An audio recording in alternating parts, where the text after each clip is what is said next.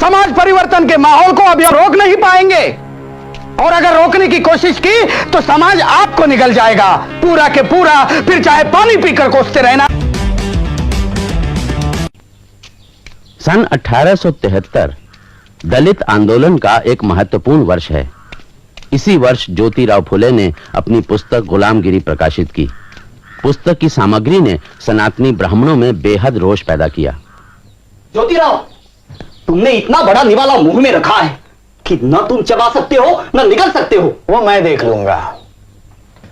इस बार क्या तमाशा खड़ा किया है हेरम शास्त्री?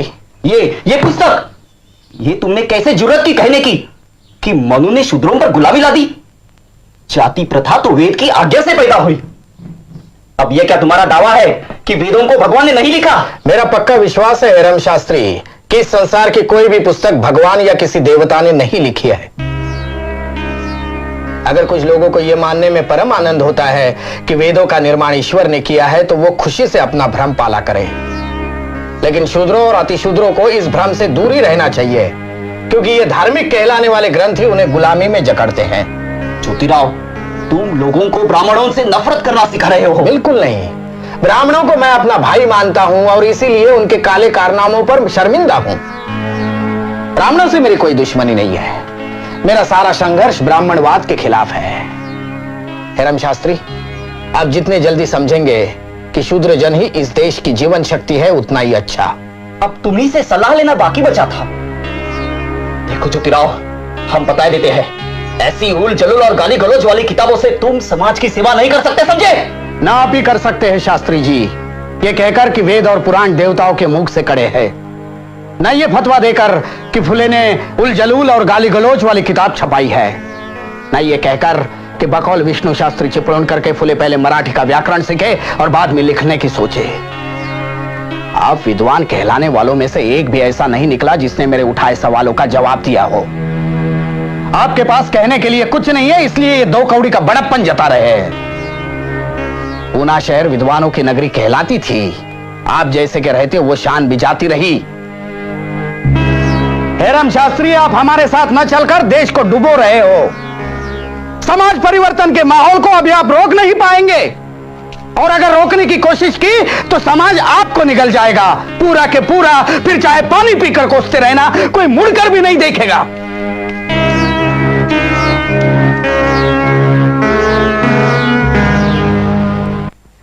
गुलामगिरी पुस्तक की सफलता से उत्साहित होकर ज्योतिबा फुले ने सन 1873 में सत्यशोधक समाज की नींव डाली।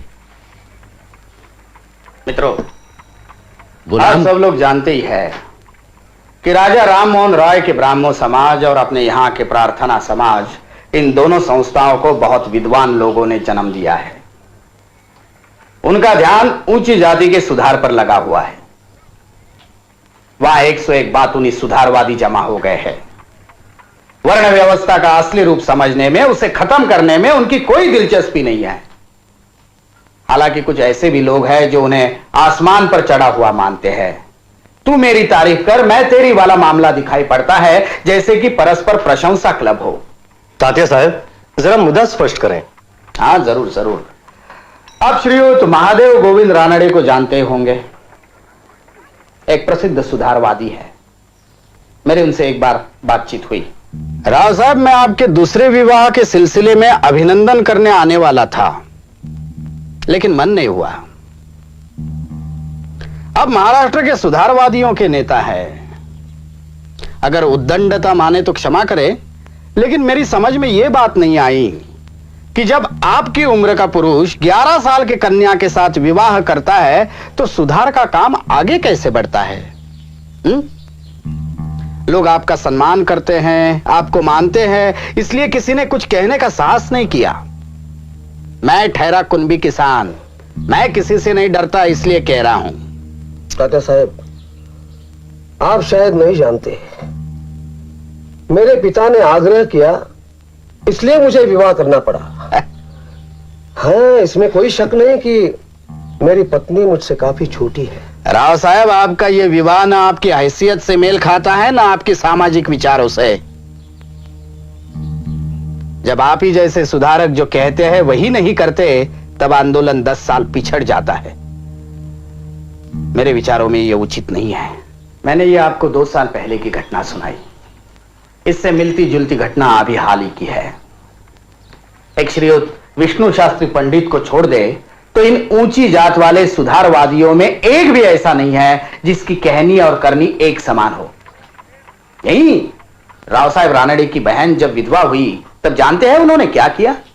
तात्या साहब, मैं आपके तर्क समझता हूं, मगर सच्चाई तो यह है कि हर आदमी इस विवाह के विरुद्ध है।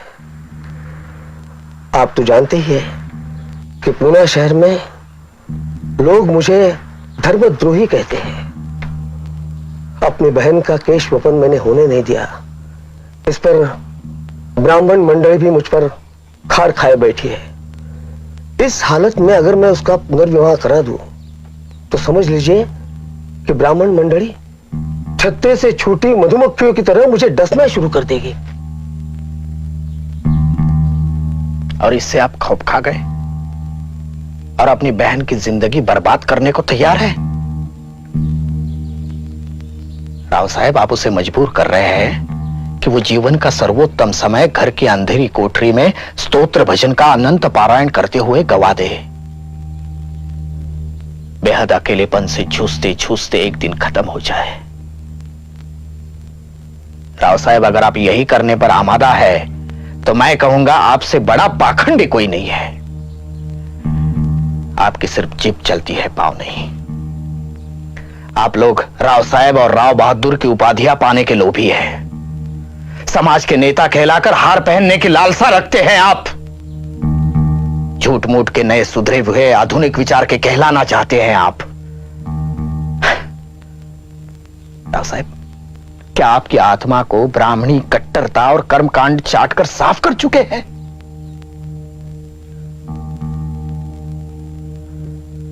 अरे आपसे तो हम कुनबी किसान भले हैं, हमारी कोई औकात नहीं, कोई सामाजिक प्रतिष्ठा नहीं, लेकिन हम लोग जो कहते हैं वही आचरण में उतारते हैं। मुझे बहुत दुख है, बहुत निराशा। मुझे आपसे यह उम्मीद नहीं थी कि आप इस सड़ी गली सामाजिक मान्यताओं के सामने घुटने टेक देंगे।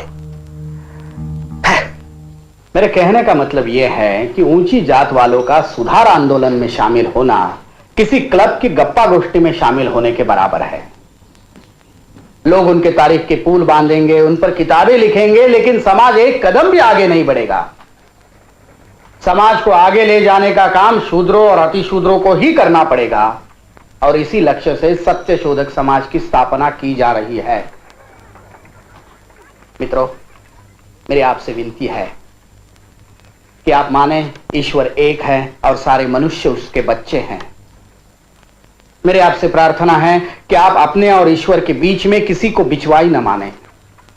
हमें पंडों पुरोहितों की गरज नहीं है। वो जन्म, विवाह, मरण आदि के नाम पर हमें ठगते हैं।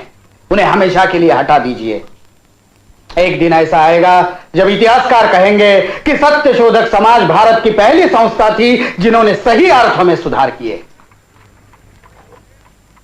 मित्रों, मेरी आपसे प्रार्थना है कि आप सत्य शोधक समाज के सदस्य बने।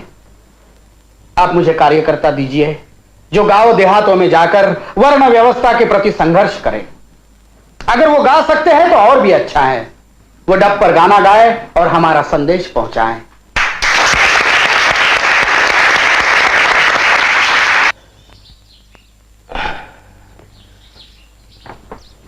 हाँ, अच्छा हुआ डॉक्टर भूले जो आप फौरन चले आए। मुझे पता चला है कि विष्णु शास्त्री चिपलूनकर बहुत बीमार है। मैं चाहता हूं कि आप उनकी जांच करें। तात्या साहब, विष्णुपंत सनातनियों के नेता है। आप पर कीचड़ उछाला करते हैं। अपने आप को मराठी भाषा के शिवाजी महाराज कहते हैं। आपकी बदनामी का मौका ढूंढते रहते हैं। उन्हें देखने मैं जाऊं? पूना में बहुत से ब्राह्मण डॉक्टर हैं, आप मुझे इसमें क्यों घसीटते हैं? पूना में डॉक्टर जरूर है डॉक्टर घोले, लेकिन आपकी बराबरी का एक भी नहीं है। दूसरी बात यह भी है कि विष्णु शास्त्री नेक आदमी है। उनकी देशभक्ति की सराहना करनी होगी। वे जीप चलाने वाले सुधारवादियों में से नहीं हैं। उनके विचार और आचार में फर्क नहीं रहा है। ऐसे सनातनियों का विरोध तो करना ही होगा, लेकिन उनसे नफरत नहीं करनी चाहिए। जाति तौर पर गुस्सा भी नहीं होना चाहिए। जाइए, अब जाकर उन्हें दिखाइए। ठीक है। आइए डॉक्टर साहब, आइए। विष्णु शास्त्री के पेट में आग मची हुई है। वैद्य ने दवा दी मगर कोई असर नहीं हुआ। दर्द में तड़प रहे हैं, चीख चीख पड़ते हैं। आइए।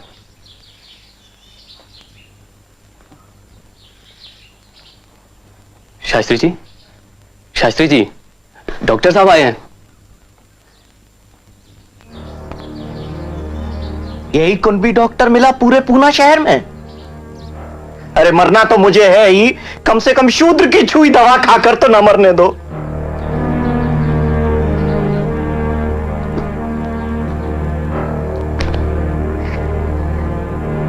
तुम्हारी दी हुई दवा खाने से मैं जहर खाना ज्यादा पसंद करता हूं।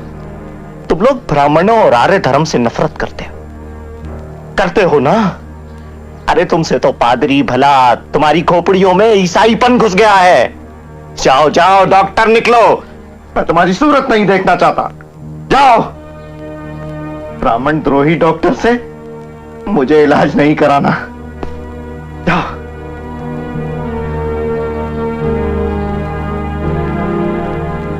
माफ कीजिए डॉक्टर घुले, मुझे पहले ही समझना चाहिए था कि विष्णु शास्त्री आपका अपमान कर सकते हैं। खैर, अब तो वो गुजर गए। सब्सक्राइब करें समता भारत टीवी को, बेल आइकन को प्रेस करें, साथ ही ऑल वाले बटन को क्लिक करें ताकि हमारी नई वीडियो की सूचना आपको सबसे पहले मिले।